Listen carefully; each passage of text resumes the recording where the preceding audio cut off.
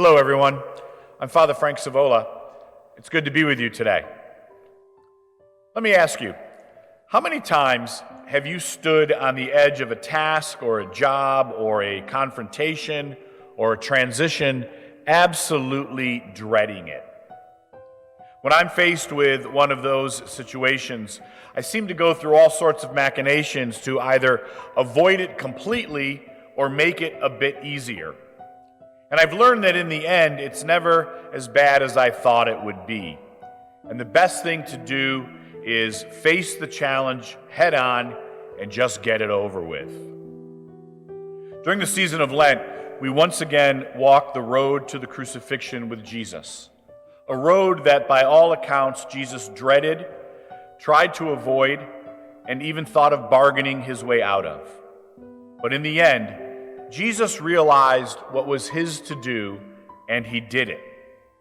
Now, our trials and tribulations may seem huge to us, but I doubt that any of them are leading to our death. We may dread, avoid, and bargain, but sooner or later, we do what is ours to do.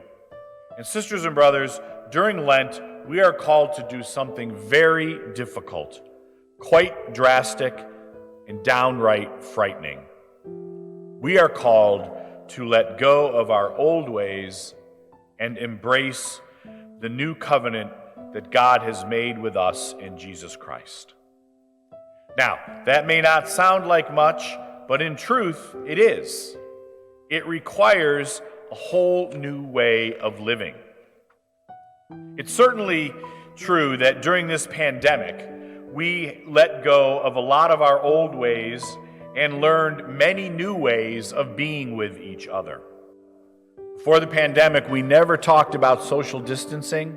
We rarely, if ever, wore face masks, and we never thought twice about entering a crowded restaurant, store, or bus.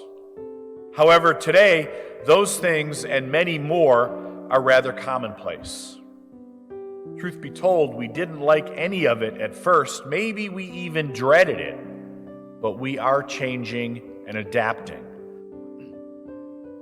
We dread a new way of life because the old one, no matter how miserable it may be, is just plain easier.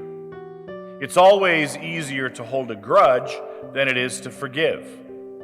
It's much easier to feel superior than it is to treat others as equals. It's much easier to be judgmental than it is to show mercy. But the gospel is clear, sisters and brothers. We are called to conversion, and conversion is not about grudges, superiority, and judgment. Conversion is about forgiveness, dignity, and mercy. When we forgive one another, we open the door to conversion. When we have compassion for one another, we open the door to conversion. The best argument for conversion is showing people that we are all equal. We're all in this together. We respect one another's dignity. We are all sinful, but we are all compassionate and forgiving. Mercy invites compassion. Sisters and brothers, we are called to be merciful. We all know people who don't do what we think they should do. They are the people who live differently than we live. They are the people who, in our human eyes, are sinful. Our job is not to judge them. It's not to condemn them. It is to have mercy, to be compassionate, to be welcoming.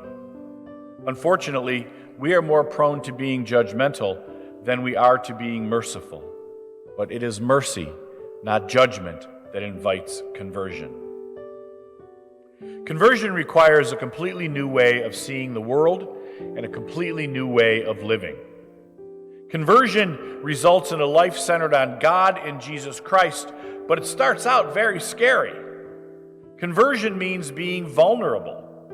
Offering forgiveness is hard because it opens us up to rejection. Believing in equality and dignity is hard because it means we have to let go of that little bit of ourselves that we all have that really does feel superior. Being judgmental is easy because it helps us gloss over our own faults and failings. All right, enough gloom and doom. Enough about our faults and failings. I'm starting to sound like the priest I promised myself I would never become. We are all good people, and we are all willing to do the work that is needed for conversion to be even better people. When Jesus did what was his to do, he was glorified by God. And sisters and brothers, I believe the same will be true for us.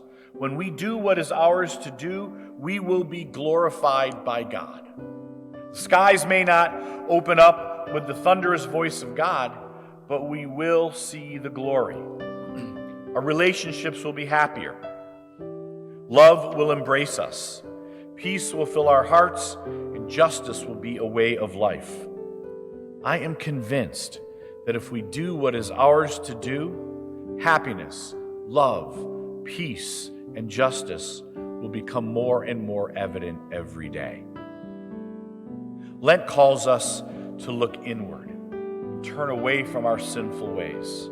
But Easter reminds us that sin and death have been defeated. Our sinful ways are of our own choosing.